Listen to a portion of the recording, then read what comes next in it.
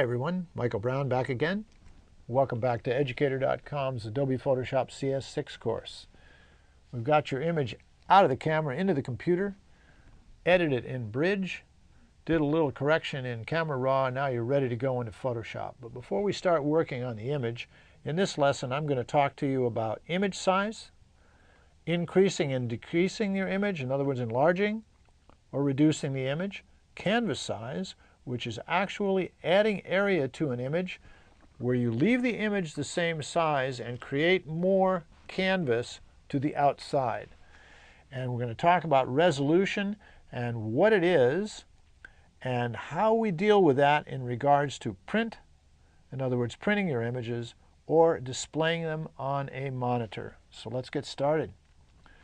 Here's an image I shot with my Nikon D7000 camera, which is a 16 megapixel camera. That means the sensor has 16 million pixels, but it shoots a red, green, and blue channel, which means the file size is 3 times the megapixels, or 48 megabytes, with a tiny bit of trim, but the camera's computer does.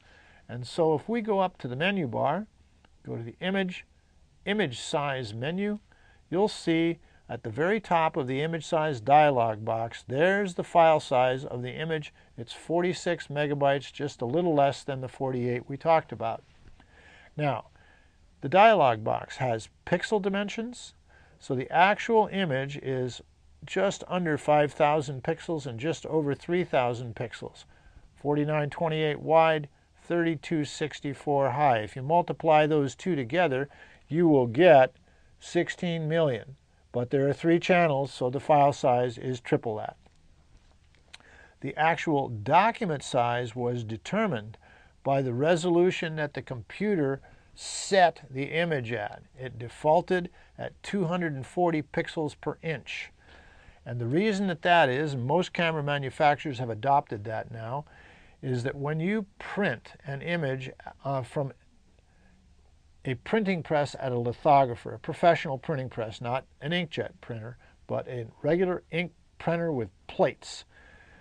They print at between 150 and 200 dots per inch maximum. If they go any more than that, the actual ink droplets will begin to clump and you'll lose detail. So traditionally they're printing between 160 and 175 dots per inch for fine work.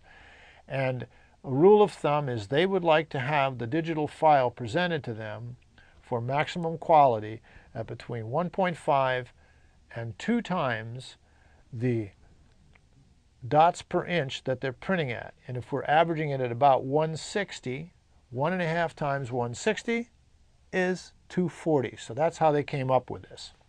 Now, there's the document size at that resolution equals a 46 megabyte file. Over here we have 3 check boxes. One to resample an image, which is either enlarging or reducing an image, adding pixels or removing pixels. Constraining proportions. If you have it checked to constrain, it will keep this aspect ratio constant. You can actually stretch or squish an image by unchecking this and changing some of these dimensions. Scale styles. If you're adding drop shadows or other layer effects under the layer menu, layer styles. If you don't flatten your image, all the layers, and apply those effects directly to the pixels, if you enlarge the image, the styles will not scale up. They stay the same. So in other words, you'd have a drop shadow if you enlarged an image that would stay small and it wouldn't match up with the type. So